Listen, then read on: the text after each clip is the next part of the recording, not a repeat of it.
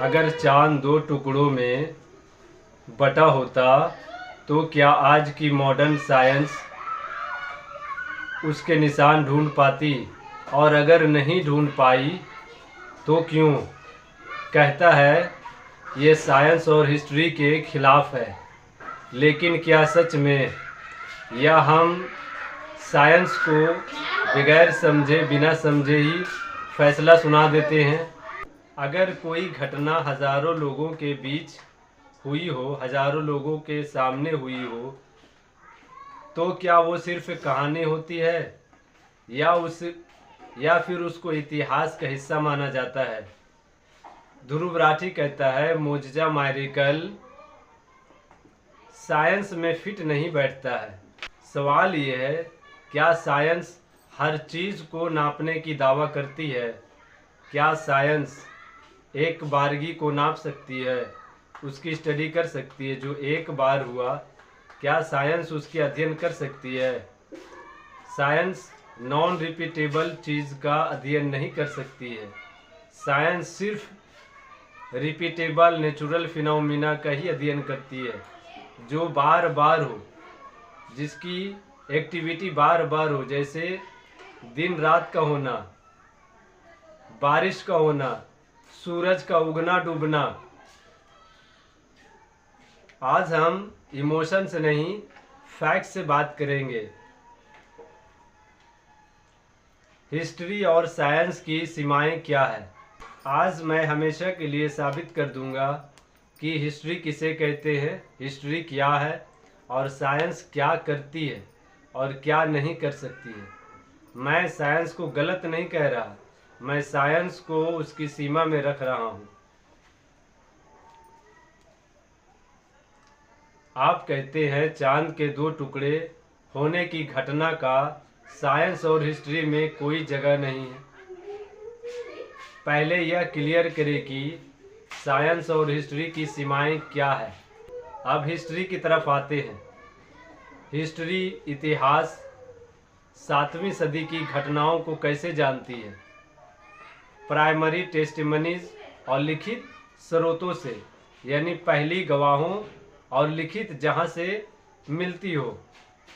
History की हकीकत यहीं से शुरू होती है कि इतिहास 7वीं सदी की घटनाओं को कैसे जानती है?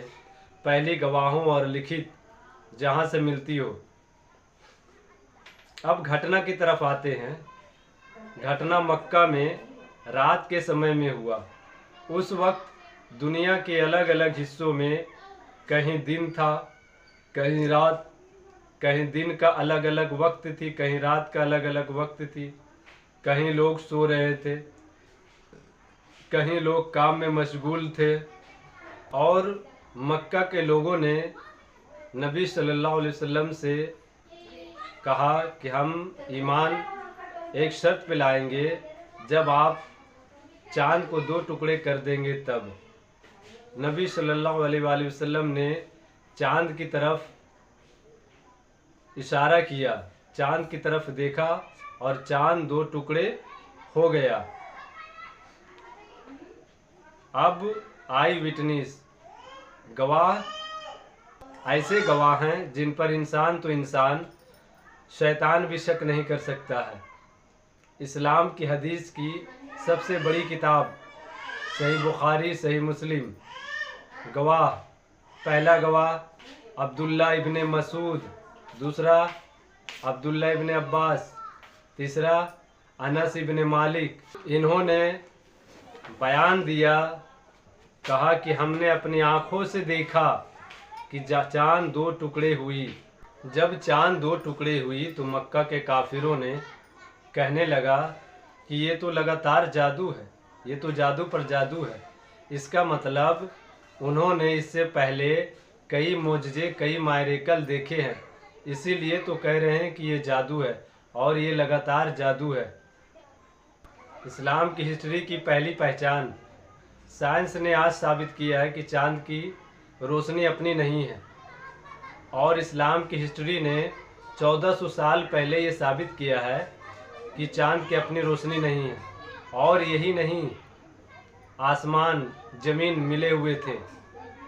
ये साइंस ने आज कहा है और इस्लाम की हिस्ट्री ने 1400 साल पहले कहा है कि आसमान और ज़मीन दोनों मिले हुए थे।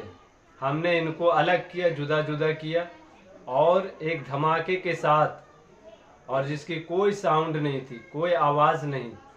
अब सवाल यह है, क्या आप स्रोतों की विश्वसनीयता की जांच कर रहे हैं या केवल इसलिए इनकार कर रहे हैं क्योंकि घटना मुअज्जा मैरेकल का है? अगर दूसरा कारण है तो यह इतिहास का नहीं, आपकी दार्शनिक पूर्व धारणा का मामला है, आपकी फिलोसफिकल व्यास का मामला है।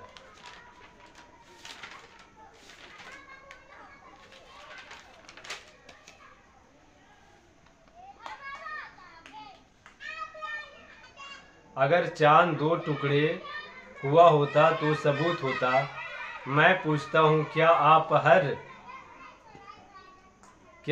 हर ऐतिहासिक घटना का प्रयोगशाला प्रमाण दे सकते हैं? क्या आप हर ऐतिहासिक घटना का प्रयोगशाला सबूत दे सकते हैं?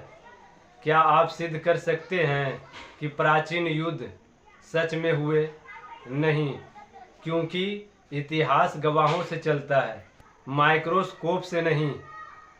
मुअज्जा भी एक ऐतिहासिक दावा है, कोई नियमित खगोलीय प्रक्रिया नहीं।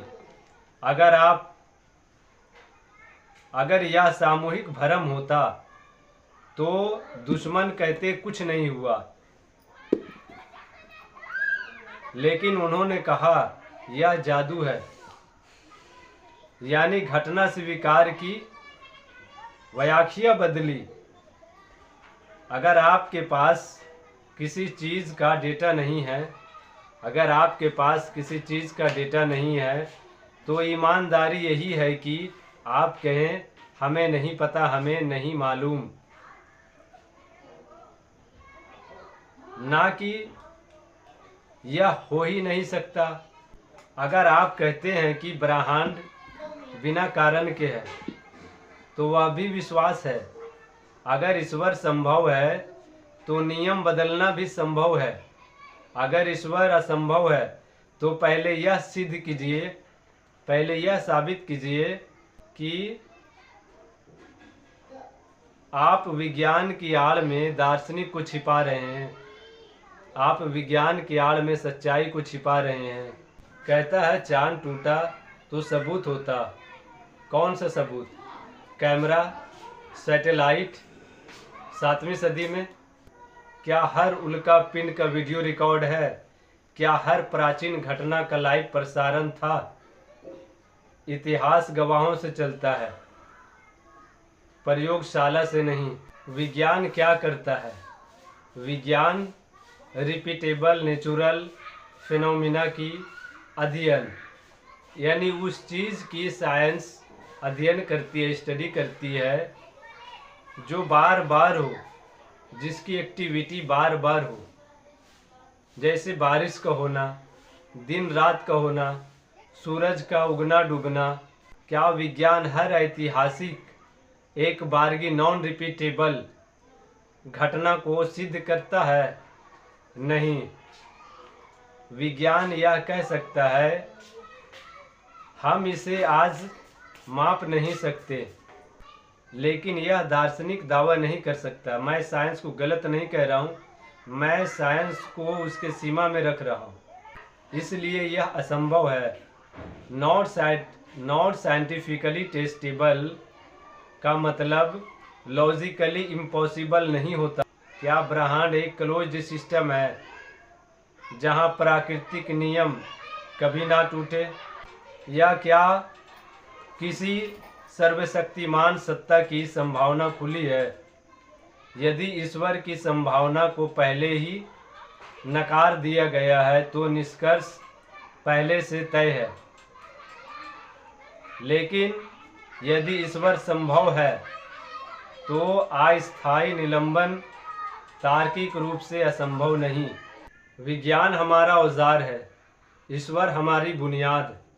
जो आज समझ में नहीं आया वह कल असंभव नहीं कहलाएगा। इतिहास गवाहों से चलता है, अहंकार से नहीं। सीमित दिमाग जब असीम को नापने निकलता है तो सवाल बड़े हो जाते हैं, जवाब नहीं। अगर ब्रह्मांड बन सकता है तो नियम रुक क्यों नहीं सकते? विज्ञान खोज है, ईमान भरोसा दोनों साथ चल सकते हैं। अज्ञात से डरना नहीं चाहिए, उसे समझने की कोशिश करनी चाहिए।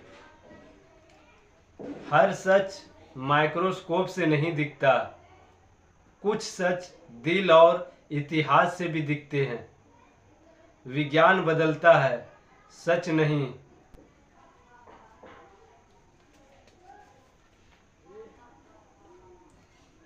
जब कैसा का जवाब ना मिले तो